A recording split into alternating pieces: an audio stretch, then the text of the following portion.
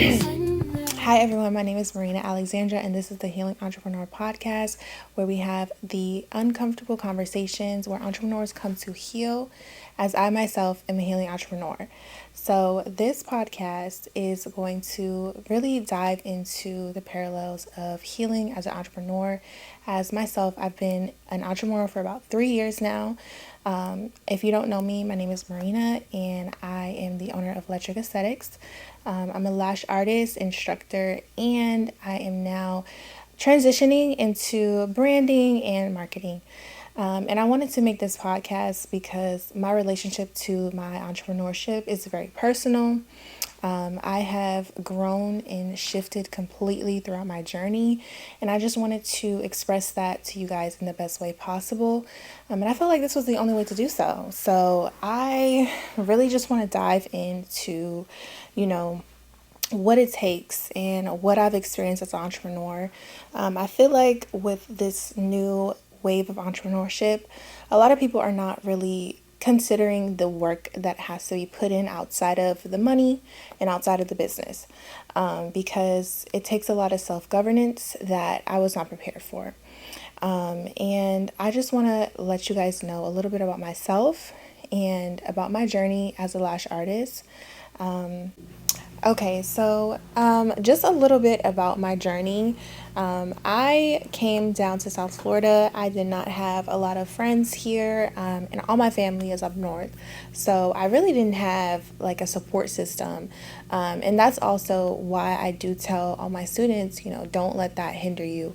But I didn't have a support system. So I just really wanted to get headfirst into this industry. Like I was ready, and I took my class, and wasn't the best class, no tea, no shade, but I did take my class and I practiced on like one or two people, and from there I was just like, yes, I'm ready. Once I saw that my work was quality, at least visually, I was just like, okay, I'm ready. And I actually got booked in my bedroom. So my first client ever, she found me on Instagram. That's one thing that was another advantage of mine, was I was really good at marketing and just putting myself out there in a way that made people allured and wanted to come to me. So my first client booked me through Instagram, and once I got my first paid client, I was like, okay, yeah, this is it. I'm a successful lash artist, period. So I got my first client. She came, she sat on my bed, and I did her lashes. She loved them. I love her. Tiffany, if you're watching this, love you, girl. But yeah, so after her, I was just like, oh yeah, this is a go. Let's go. So at the time, I fell into my suite as a beginner. And as a beginner, that's really not always the case, where, you have a place to work out of your own. And I think that also was another advantage of mine, because people took me more seriously. And, I don't think that's necessarily always the case, but I think as a beginner, that was just like a one up that I had. Like, oh, I have a suite, I look professional, so people were even more enticed to come to me. So once I had my suite set up and I had my social media, I was just like, oh yeah, like this is it. This is working for me. So I started advertising like $45 sets. We all start very cheap, very low. And obviously people were just like, oh yeah, hopping on it. This was 2020. So people were just like, okay, let's do it. Yes. Like I was getting clients within my first month. I probably did 50 clients as a beginner. No experience, just vibes, literally. Like I was learning as I went, because every day was a new trial. Every day was just something new that I was learning. So once I started getting momentum up, I just really started looking at it more seriously. Like, okay, this is something. This is an actual business, and I started taking it more seriously. And the thing with me, I just didn't want to fail. I didn't want to, give up. I didn't want to just say, oh, I did this and that's it. Like, this is it. No, I'm already here. So we got to keep going, So that's what I did. And throughout those years, probably like my first year in, I was just making money. I had social media traffic. People were just like, so like, I just had it going. Like, if you go back down to my original post on Instagram, like, I really had the girls. I really did. And that just kind of gave me that started to build my ego up. I'm not gonna lie. So during this time, I say I was really going through a transitioning period within my life overall. And I was shedding people, I was shedding situations, just things that didn't align with the journey that God had set out for me. So during this time, I'm building up this ego from this business, and I'm also building up Marina, who I am as a person. So those two things, came in conflict. At one point, it was just like my business can only be the one that I'm focusing on. So, I was making money, had my momentum. I was actually working a 9 to 5. So I would probably work like 5 hours after work. I was doing lashes till like 10 p.m. at night. So I would go to work 9 to 5, get off, come here, 5 o'clock, 10 o'clock, I'm doing lashes. So I assumed to myself that, okay, this is working. I'm doing good. Like, my ego was just getting built up, built up, built up. So I'm like, I'm sustaining, I'm bringing this money on my own. I'm good. And this was like 2021. I ended up losing my job. And at that point, that's when reality started to hit me, because now from going to spending 5 hours doing lashes, I gotta make up that time. I gotta make up that money that I'm missing without that job. And at this point, I was on my own, had my own place. I'm doing things for myself, but not at the level. My business was not supporting me on that level that my job was. In the moment, I thought like, okay, I'm sustaining. But once I lost my job, it was like, oh girl, you got to do a little bit more. So that hit me. And that was just a whole awakening I had. I'm just like, okay, now things have to start being serious. Things have to get serious. We got to start really focusing on the structure of the business and how I'm interfering with that. What am I not doing? What do I need to be doing? How disciplined do I need to be? How focused do I need to be? What do I need to prioritize outside of just making the money and making the cute content and just making everything look good? And that's when things just started to get hard, because now you're being required to do so much more than what you were doing, and it's not even an option. So I feel like throughout that period, that's when I really started to shift my mindset and think, okay, how can my ego be set aside in order for my business to grow? So once I lost my job, it finally hit me that I had to produce more in order to sustain. And, I had to take it more seriously, because at that point, with lashing, I was able to move into my apartment, get a car. I was able to, have this beautiful suite and decorate it beautifully. All the surface level things I was able to do. And now I'm at a point where I need to rely on my business. I need to rely on myself solely. And I think that was just the biggest struggle for me, was just coming to terms with that, because when you're relying on yourself, not only are you relying on yourself to make money, but you're relying on yourself to show up every day. You're relying on yourself to produce every day. You're relying on yourself to tell yourself what to do every day. And that is not easy. I don't care how easy it may look or it may sound. Anyone that's in the thick of it knows that it's hard. It's not easy. So, from that point of me not having a job and needing to be in my business, I was not prepared. I was not prepared physically, mentally, and financially, girl. I was literally just like, damn, like now I have to really work. Like I gotta put in the work. And that's where I struggled. And not even realizing that I had a full functioning business to maintain.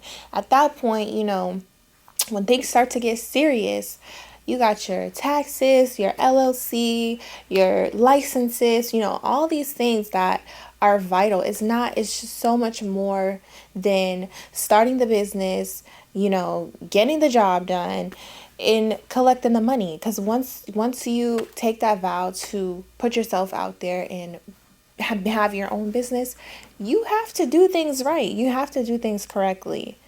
So at this point, it's, 2022, 2021, 2021, 2022. And at this point, it's more than just doing lashes, because word spread that if you become a lash tech, you make six figures overnight.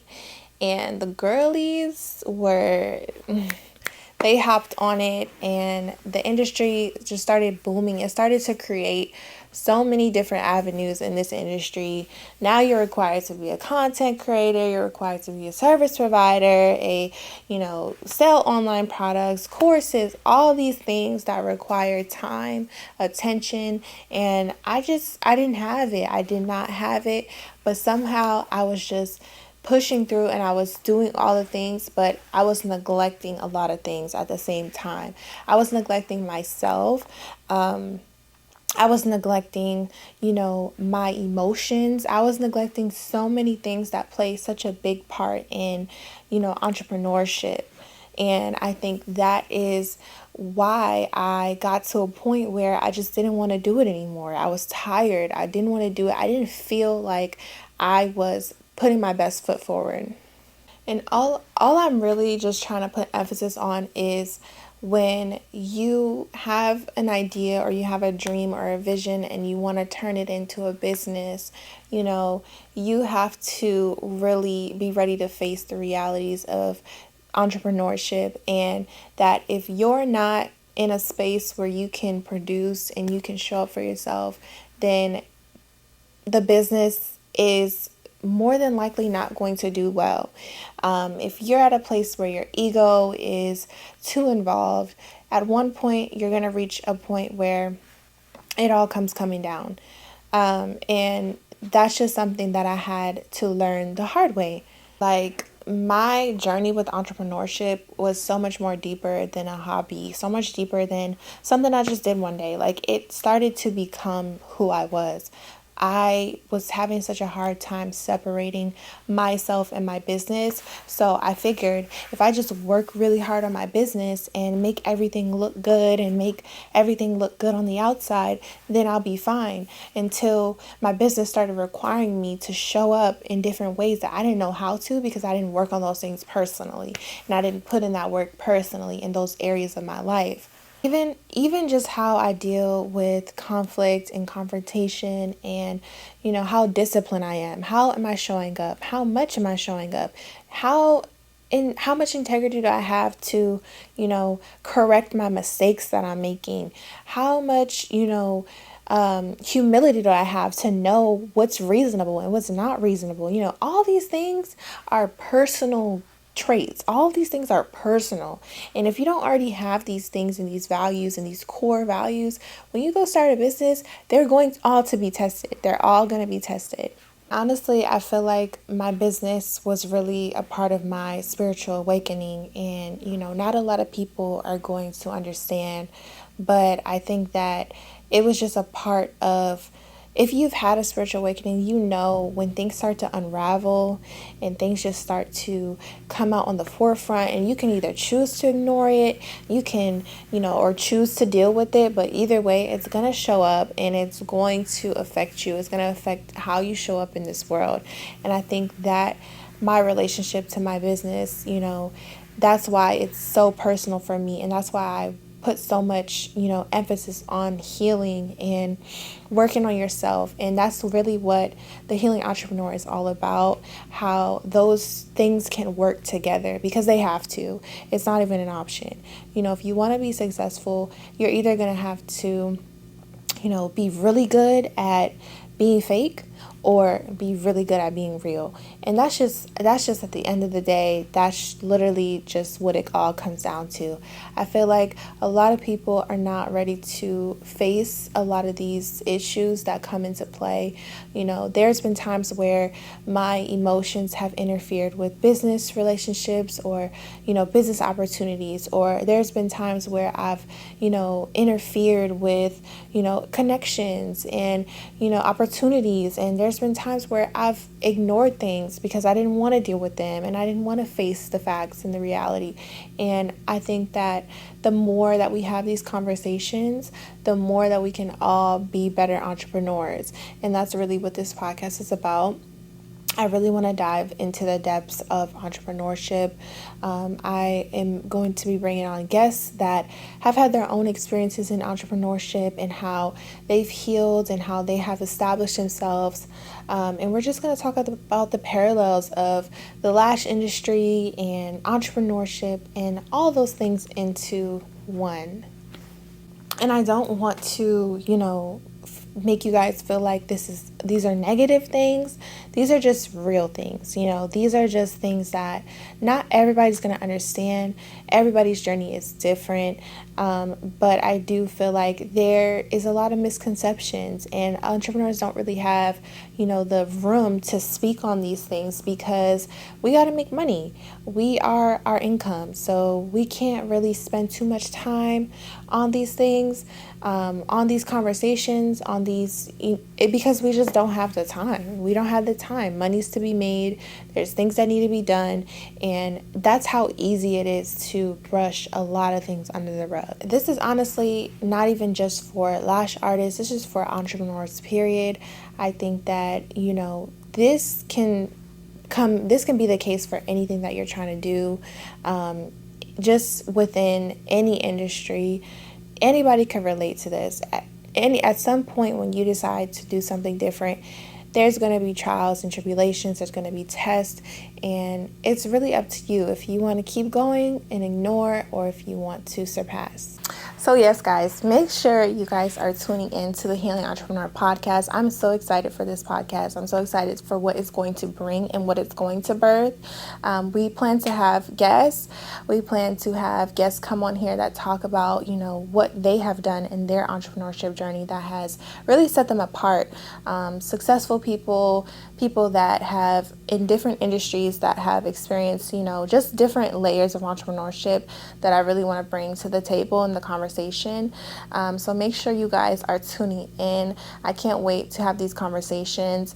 Make sure you follow us on all platforms, Instagram and TikTok at the Healing Entrepreneur Podcast. And you can follow me at Electric Aesthetics on Instagram, where you'll find all my lash stuff, all of my business stuff, and just stay tuned. Stay with us, okay? We're working on it. We're working on some things, and make sure you guys subscribe on my YouTube. Make sure you guys stay tuned, and just keep on a lookout for what the Healing Entrepreneur podcast has to bring to the table.